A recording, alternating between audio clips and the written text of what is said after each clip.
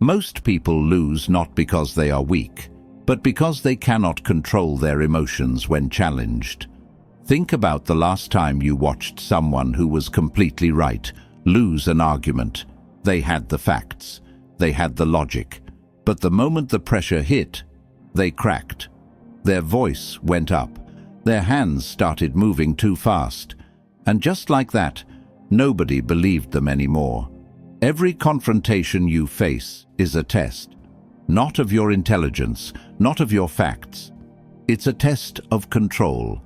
Can you stay steady when someone attacks your idea? Can you think clearly when your heart is pounding? Can you speak calmly when everything inside you wants to explode? If you can, you win. Not just the argument, you win respect, trust, and power. Machiavelli understood something most people still miss today. Power doesn't belong to the loudest person in the room. It belongs to the one who stays calm when everyone else breaks. Machiavelli spent his life studying leaders and politicians. He watched empires rise and fall, and he discovered a brutal truth. If you can't control yourself, you can't control anything else. Today we're breaking down exactly how to stay unshaken in any confrontation.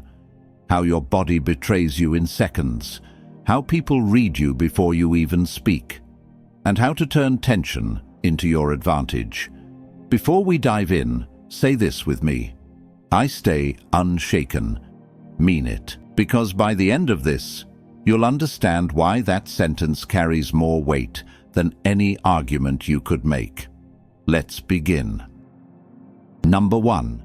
People trust steadiness, not excuses.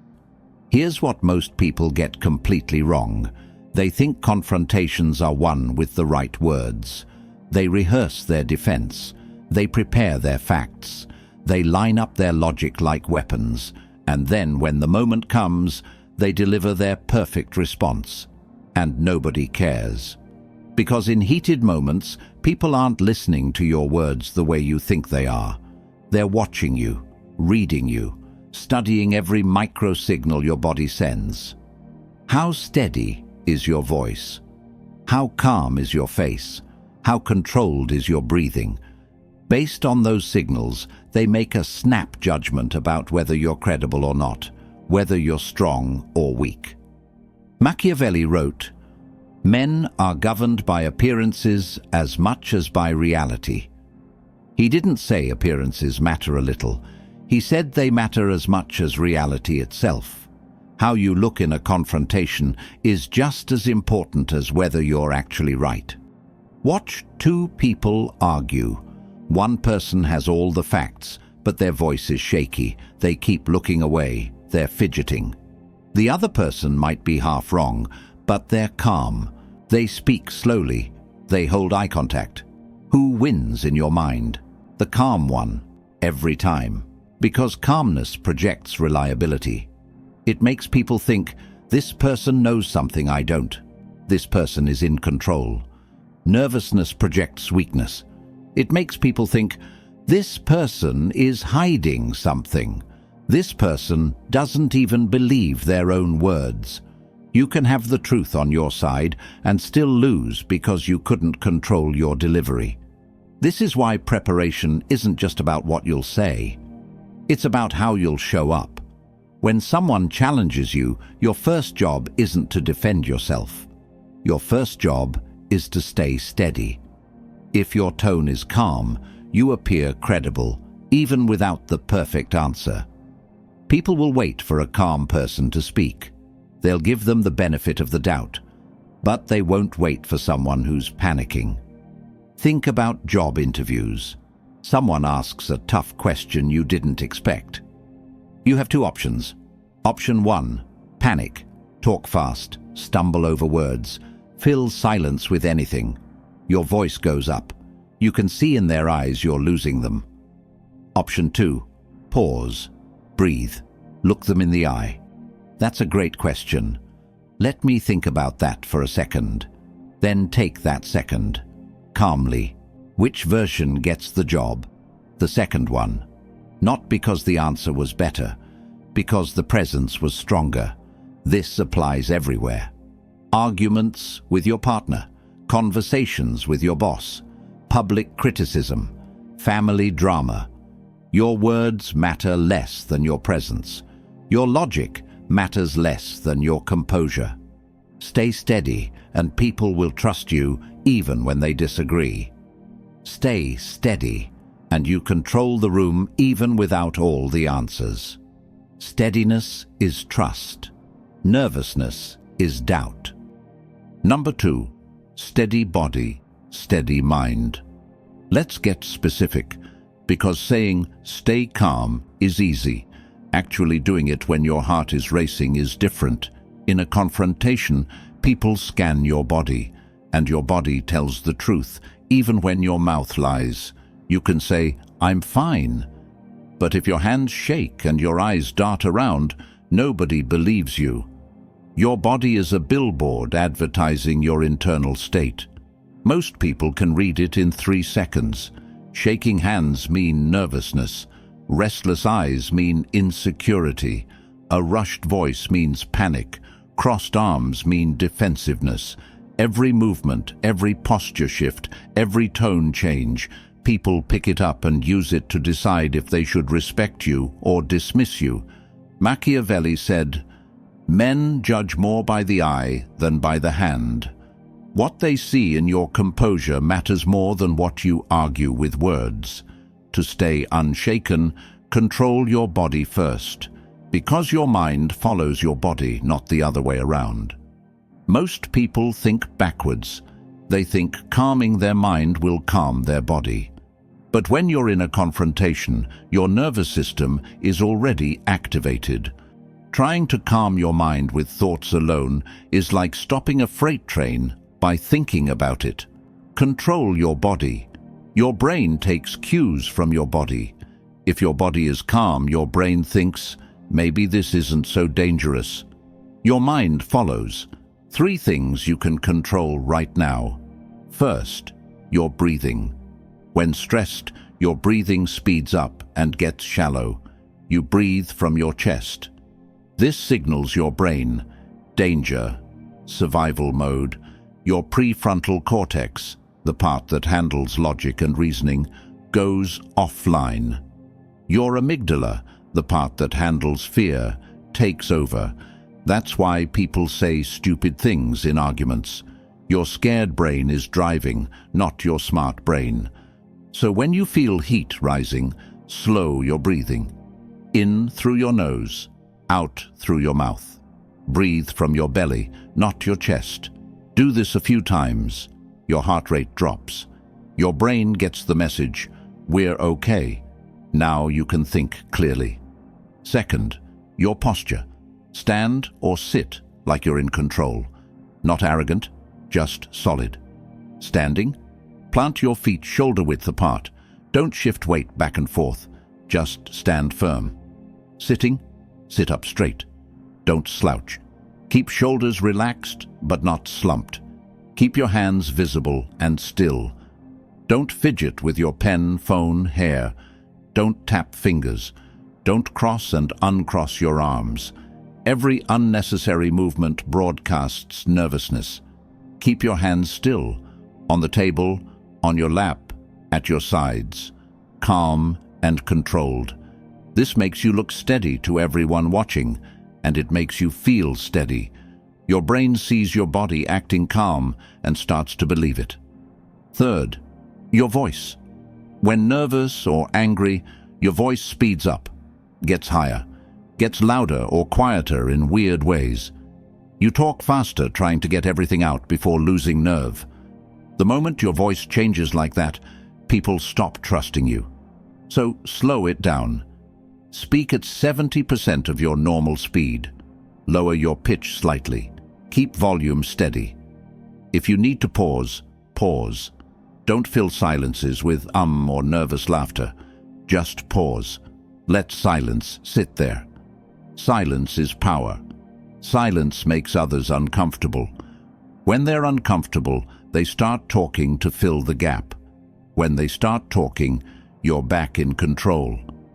A calm, measured voice makes people stop and listen. It makes you sound like you know something they don't. Here's what most don't realize. Calm body language doesn't just make you look strong. It makes others doubt their own agitation. When you stay calm while someone yells, something strange happens in their brain. They start feeling off balance. They're throwing energy at you, and you're not reacting how they expected. They expected you to yell back, to match their intensity. When you don't, they question themselves. Why am I so worked up? Why isn't this person scared? Do they know something I don't? Just like that, you've taken the upper ground without raising your voice. Machiavelli knew that whoever controls their body controls the situation. Power isn't about aggression, it's about presence. When someone comes at you hard, when tension spikes, remember, slow your breathing, steady your posture, measure your voice. Master your body and your mind follows. Master both, and no one can shake you. Number 3. Detachment creates clarity. Let's talk about taking things personally. Someone criticizes you, questions your competence, and immediately you feel it in your chest. That heat, that defensiveness, that voice screaming, "How dare they?" From that moment, you're not thinking clearly anymore. You're reacting, defending, protecting your ego instead of solving the problem. That's when you lose. The moment you take something personally, you stop being strategic. You stop thinking ahead. You stop seeing the bigger picture. You're just trying to win right now, no matter what it costs later. This is where detachment becomes your superpower. Detachment doesn't mean you don't care. It means you don't let emotions hijack your brain when you need it most. It means stepping back for a second, even mid-confrontation, and seeing the situation as an observer, not a victim. Machiavelli once said, "A wise man acts as he must, not as he feels." Acts as he must, not as he feels. Not what makes you feel better, not what satisfies your ego, what you must do to get the outcome you actually want. Most times that means staying calm, staying detached, and responding intelligently instead of emotionally. For example, you're in a meeting. You've worked on a project for weeks. You present your idea. Then someone, David, tears it apart in front of everyone. "I don't think this will work. It's not realistic." We've tried things like this before. Two choices. 1. Take it personally. Get defensive. Your voice tightens. "Actually, David, if you'd read the full proposal, you'd see I address those concerns. This is nothing like before." Now, the room's tense. Everyone's uncomfortable. David doubles down because you challenged him publicly. Even if you're right, you look bad because you couldn't handle criticism without getting emotional. 2. Detach. Realize David's comment isn't personal, it's just information. Maybe he has a valid concern. Maybe he's being difficult. Either way, doesn't matter. You're not here to defend your ego. You're here to make the best decision. So, you pause, nod. "That's a fair point, David. What specifically concerns you most? Let's dig into that." Watch what happens. Tension drops. The room sees you as reasonable. David either explains his concern properly, helping you improve the idea, or backs down because he doesn't have a good reason. Either way, you win. Not by fighting, by staying detached. See the difference? First version, acting as you felt, defensive, attacked, emotional. Second version, acting as you must, strategic, calm, focused on outcome. That's detachment. Detachment also protects you from saying things you'll regret. How many times have you said something harsh in the heat of the moment, then spent days wishing you could take it back? That happens because you weren't detached. You were inside your emotions, and your emotions wanted to hurt, to win, to strike back. Once words are out, they're out. You can apologize, explain, but you can't undo damage. Detachment gives you space, space to think, space to choose words carefully, space to ask, will what I'm about to say help me or hurt me long term? Most times, hurt. So you don't say it. Instead, you respond intelligently. Stay on point. Keep your goal in mind. The more you practice detachment, the less effort it takes. At first, it's hard. You actively remind yourself to step back, breathe, not take things personally. Over time, it becomes automatic. You notice the moment your emotions spike. You catch yourself before reacting. You pause, detach, then respond. That pause, that tiny space between stimulus and response, is where your power lives. In that pause, you're not a victim. You're not reacting blindly. You're choosing your response. When you're choosing, you're in control. One more example. Someone insults you, questions your intelligence, disrespects you in front of others. Your instinct? Fire back, defend yourself, prove them wrong, make them pay. But if you're detached, you see it differently. This person is trying to provoke you. They want you to lose control. They want you to look bad. If you react how they expect, you give them exactly what they want, so you don't react at all, or you react so calmly it throws them off. Interesting perspective. Thanks for sharing. Then you move on, like it didn't even touch you. That's power. That's control. Now they look bad, aggressive, emotional, desperate, and you look unshakable. Machiavelli knew that whoever controls their emotions controls the outcome. Detachment creates clarity. Clarity creates better decisions. Better decisions create better results. When someone challenges you, when heat rises, when you feel that urge to defend, breathe, step back, observe, detach. See the situation for what it is, not what your emotions tell you it is. Then respond as you must, not as you feel. That's how you stay unshaken. Number 4, calmness turns tension into leverage. Now we get into real strategy, because staying calm isn't just defense, it's a weapon. When things get heated, calmness stands out. Everyone's raising their voice, getting emotional, talking over each other. The energy is chaotic. Then there's you, calm, steady, not adding to the noise. Immediately, you become the center of gravity. People pay attention differently, not because you're loud, because you're quiet in a room full of noise. That's where leverage begins. When you're calm in chaos, others unconsciously follow your lead. They lower their voices to match yours. They slow down. They look to you for direction, stability, reassurance. You become the anchor in the room, the one who looks in control even if others outrank you, even if they're older, more experienced. None of that matters. In that moment, authority belongs to whoever looks least shaken. Pure Machiavelli. He understood real authority isn't given by titles. It's taken by whoever commands presence. Arguments with your partner. You stay calm while they're upset. Suddenly you're the reasonable one, even if partly wrong. Conflicts with family. You keep your voice steady while others yell. You become who people turn to for solutions. Workplace disputes. You remain composed while others freak out. Your boss sees you as leadership material. It's not manipulation. It's understanding reality. People gravitate towards stability.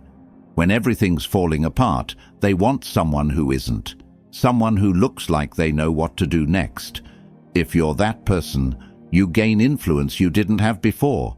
You don't need all the answers. You don't need to be the smartest. You don't even need to be right. You just need to be calm.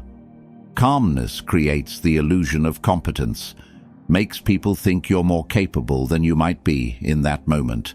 Once they think that, they defer to you. ask your opinion, look for your approval. That's leverage. Let's be clear, leverage here doesn't mean manipulation. It means you're in a better position to guide the outcome in a way that works for everyone. With leverage, you can de-escalate. Propose solutions others wouldn't have listened to if you were emotional too. You can say, let's all take a breath and approach this differently, and people actually listen because you're not part of the problem, you're part of the solution. Machiavelli wrote extensively about perception and power. He knew how you're perceived often matters more than what you actually are. A prince who appears strong is strong, even if his kingdom struggles. A leader who appears calm is trusted, even if internally uncertain. That's not dishonesty, that's understanding human nature. People make decisions based on what they see and feel, not just facts. What they see when you stay calm is strength, confidence, control. So they give you authority, even if you didn't have it before. You're arguing with someone you care about. Partner, best friend, sibling. Getting heated. They're saying things that hurt. You want to say things back that hurt, but you stay calm. Listen. Don't interrupt. Don't raise your voice. What happens? At first, they might keep going, keep pushing, but after a while, your calmness works on them. They start feeling uncomfortable being the only emotional one. They start calming down too. When they calm down, the real conversation can finally happen, where you actually solve the problem instead of just hurting each other. That's leverage, not over them, with them. Calmness doesn't just protect you, it changes the entire dynamic. It turns tension into opportunity, to lead, to guide, to create a better outcome. When the room is hot, when emotions are running high, when things feel out of control, don't add to the fire. Be the calm in the storm. Watch how quickly you become the person everyone's looking to. Number 5. Consistency builds an untouchable reputation. Here's where everything comes together. Staying calm once, in one meeting, one argument, one confrontation. That's good. It helps in that moment. People notice. You handle it well. You move on. But staying calm consistently, over time, in every situation, that's when you become untouchable. If you're calm once, people dismiss it as luck. They just happened to be in a good mood, or they weren't really invested. They don't give you credit. They don't change how they see you. But if you remain calm consistently, every time something goes wrong, every challenge, every pressure moment, people start labeling you. The label, unshakable. Once that label sticks, it becomes your reputation. Your reputation protects you in ways you can't imagine. When you have a reputation for staying calm under pressure, people stop trying to pressure you. They know it won't work. Raising their voice won't rattle you. Aggressive tactics, threats, emotional manipulation, none of it will move you. So they stop wasting energy. They approach you differently, with respect, professionalism, their best behavior, because they know that's the only way to get through to you. Your calmness becomes a shield. It filters out nonsense before it even reaches you. Think about someone you know who never loses their cool. Really, never. No matter what. How do people treat that person? Carefully, with respect, because everyone knows that person won't react like most people do. Now think about someone always blowing up, always emotional, always losing control. How do people treat them? With caution, sure, but not respect. They see them as unpredictable, unreliable, someone to avoid. That's the difference reputation makes. Machiavelli understood this.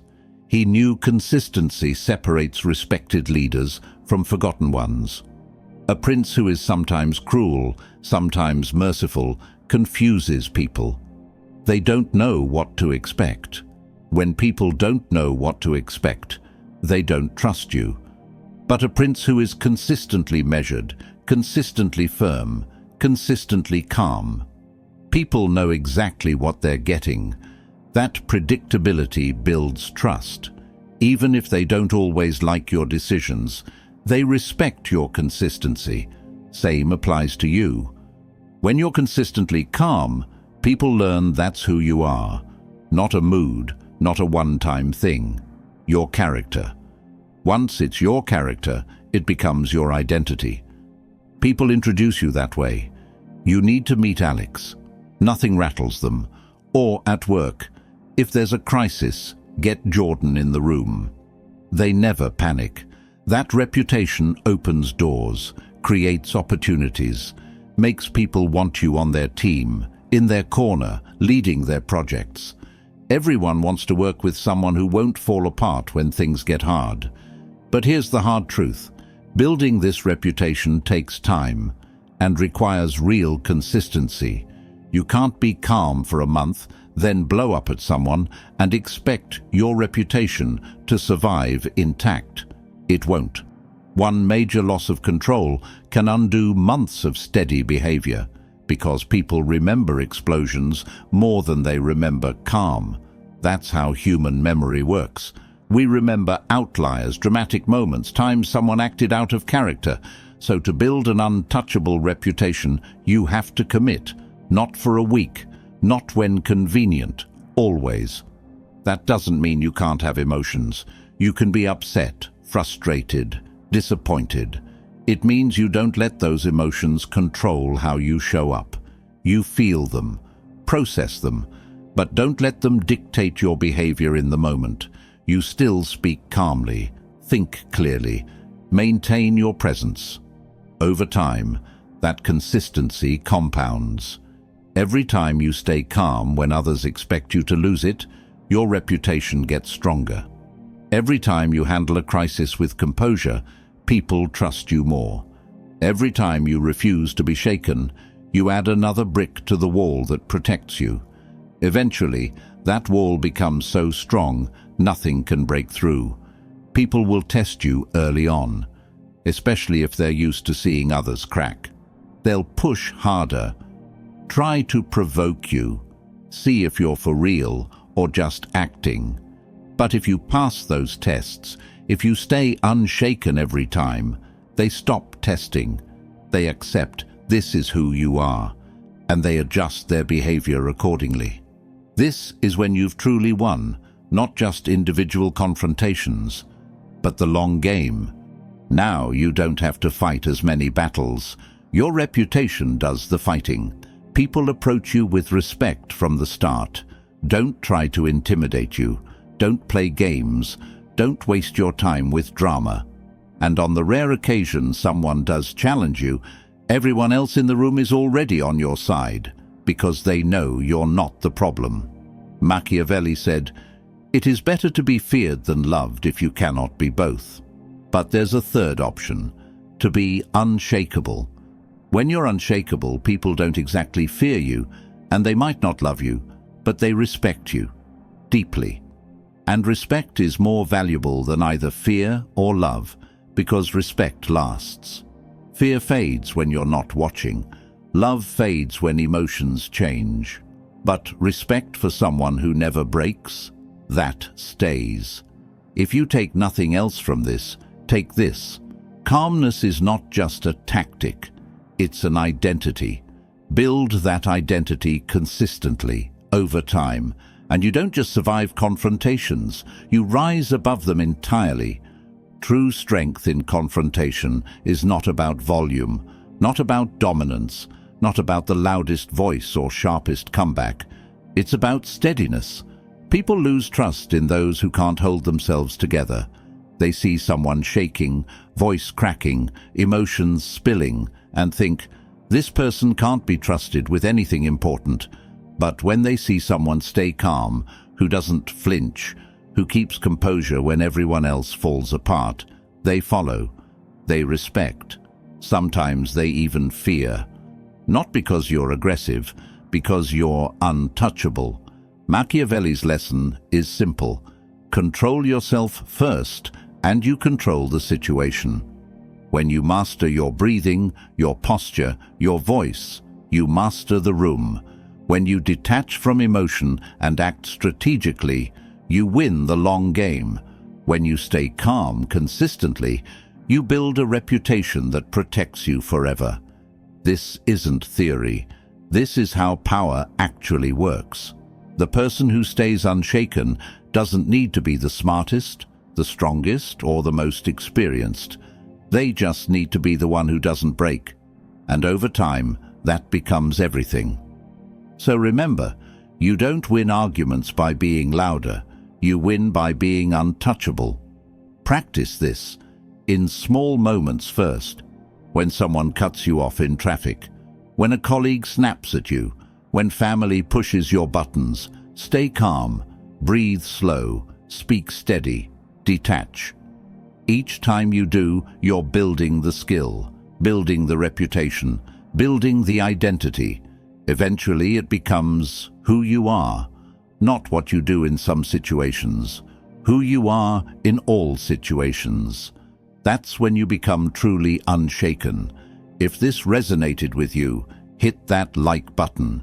Share this with someone who needs to hear it. Subscribe for more lessons on power, composure, and strategy. And before you go, say this one more time with me. Nothing moves me. Mean it. Live it. Become it. You're unshaken. Now prove it.